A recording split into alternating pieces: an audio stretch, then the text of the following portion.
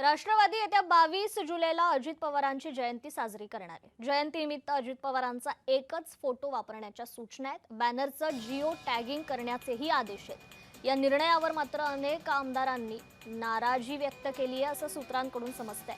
पक्षातील नेत्यांचा आमदारांवर विश्वास नाहीये का अशी अंतर्गत चर्चा पक्षातील आमदारांमध्ये सुरू असल्याचं सूत्रांकडून समजतंय।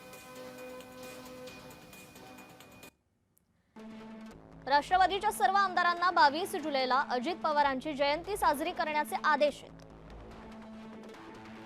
सर्व आमदारांना ठिकठिकाणी बॅनर लावण्याचेही आदेश आहेत। बॅनरवर अजित पवारांचा एकच निवडून दिलेला फोटो लावण्याच्या सूचना देण्यात आल्या। बॅनर लावले आहेत की नाहीत याच्या चाचपणीसाठी जिओ टॅगिंग करण्याच्याही सूचना आहेत। तर सुनेत्रा पवार, पार्थ पवार यांच्याकडून तशा सूचना आल्याची माहिती आहे।